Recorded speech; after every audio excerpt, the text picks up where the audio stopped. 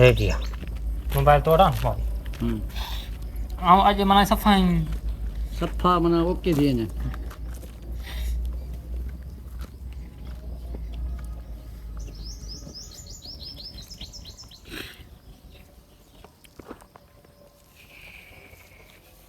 खोले लगे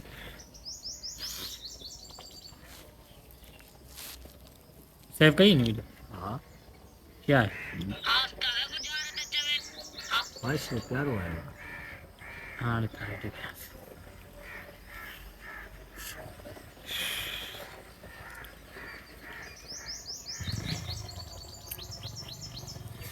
रेडी गई ओके ओके क्या बस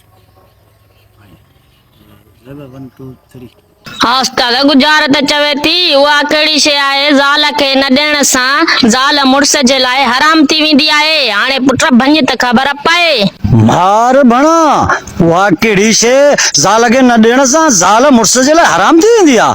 वञ उस्ताद ॾिस हाणे मूं न बा मुंहिंजो अंदर ही सड़ियो पियो आहे पाणी ॾींस मो हल भला पोइ ॻोल्हियूंसि था वाह वाह ॿियो कहिड़ी शइ आहे अरे बाबा ज़ाल खे ख़र्च पाणी न ॾियण सां ज़ाल खे सुर्खी तेल मेकअप ऐं मेट वठी न ॾियण सां ज़ाल खे पंहिंजा ख़र्ची पाणी न ॾियण सां ज़ाल मुड़ुस जे लाइ हराम थी वेंदी आहे। अञा बचे पुट अञा बचे अञा बचे वाह साईं वाह अञा बचे कहिड़ी शइ आहे।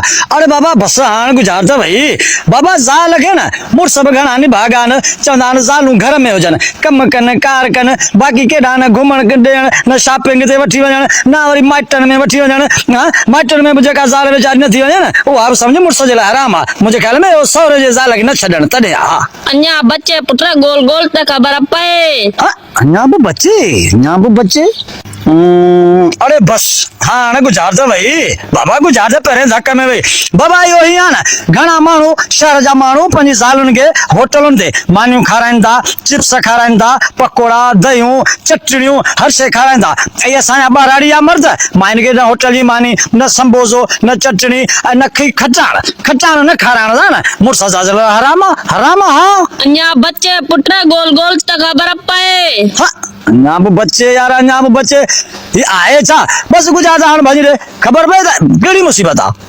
ठीकु आहे यार मुड़ुस ई भलो हाणे गुज़ार त भञी थो ॾेई अड़े चरिया इहो थी हक़ मार ज़ाल खे हक़ मार न ॾियण सां ज़ाल मुड़ुस जे लाइ हराम थी वेंदी आहे। अञा एतिरी बि ख़बर कान अथई।